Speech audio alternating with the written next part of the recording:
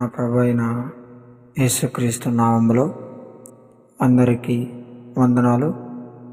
ఆత్మీయ పోరాటం. ఈ పోరాటంలో మనం ఎన్నో శ్రమలు ఎదుర్కొంటాం, ఎన్నో బాధలు ఎదుర్కొంటాం, ఎన్నో శోధనలను ఎదుర్కొంటాం. కానీ దేవుడు పరిశుద్ధ గ్రంథము నుంచి మనతో ఏమీ చెప్తున్నాడు అంటే, యాకోబు రాసిన పత్రిక 1వ అధ్యాయము 2-3 వచనములు. నా సహోదరులారా, మీ విశ్వాసమునకు కలుగు పరీక్ష ఓర్పును పుట్టించునని ఎరిగి, మీరు నానా విధములైన శోధనలో పడినప్పుడు అది మహానందమని ఎంచుకొనుడి.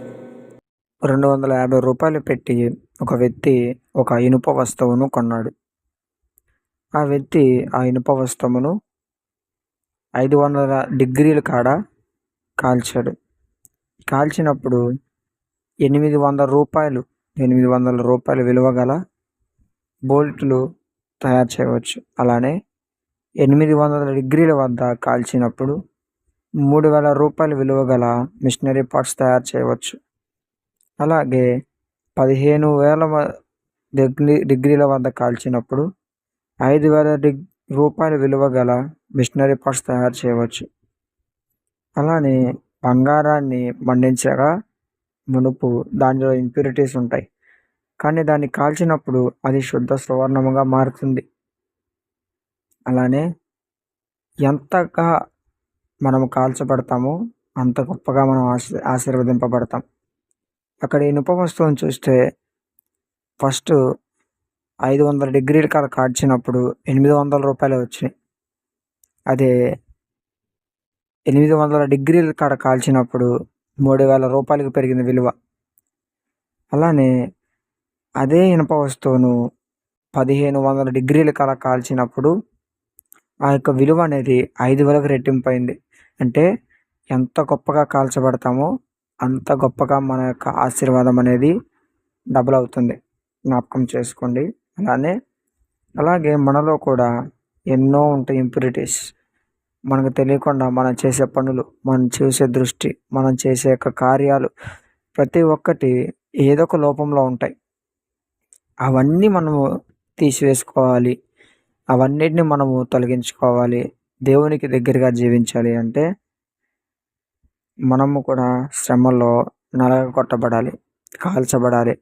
శ్రమలు, శోధనలను మహానందముతో అంగీకరించాలి. అప్పుడే మనము కూడా ఒక శుద్ధ సువర్ణముగా మారుతాం. మనము కూడా దేవుని ఎదుట ఒక శుద్ధ సువర్ణమై నిలబడగలుగుతాం. జయించిన వారితో కలిసి పరలోక రాజ్యంలో జీవించగలుగుతాం. ఇక్కడ శ్రమలు టెంపరరీ, కొంతకాలం వరకే ఈ శ్రమలు, శోధనలు. కొంతకాలము కూడా మనం శ్రమను భరించలేకపోతే పరలోక రాజ్యానికి మనము అర్హులు కాలేం. కాబట్టి శ్రమలు, శోధనలు వచ్చినప్పుడు ఏమి ఆలోచించకుండా మహానందముతో వాటిని అంగీకరించి దేవుని మీద భారము వేసి నడవండి. ఆత్మీయ పోరాటంలో ప్రతి ఒక్కరూ ఇనుప వస్తువు 250 రూపాయల ఇనుప వస్తువు 5,000 వరకు విలువ వెళ్ళింది. ఇంకా కలిస్తే, ఇంకా కాల్చబడితే ఇంకా విలువ పెరుగుతుంది. మన జీవితము కూడా అంతే. మనం కూడా శ్రమలో నలగబడినప్పుడు, శ్రమలో కొట్టబడినప్పుడు, శోధనలు నలిగినప్పుడు మన యొక్క జీవితము కూడా శుద్ధ సువర్ణముగా, విలువ కలిగినగా మారబడుతుంది. ఎప్పుడైతే దేవునితో కలిసి దేవుని వాక్యముతో నడుస్తామో అప్పుడు దేవుని యొక్క సహాయం మనకు తోడుగా ఉంటుంది. ఆమెన్.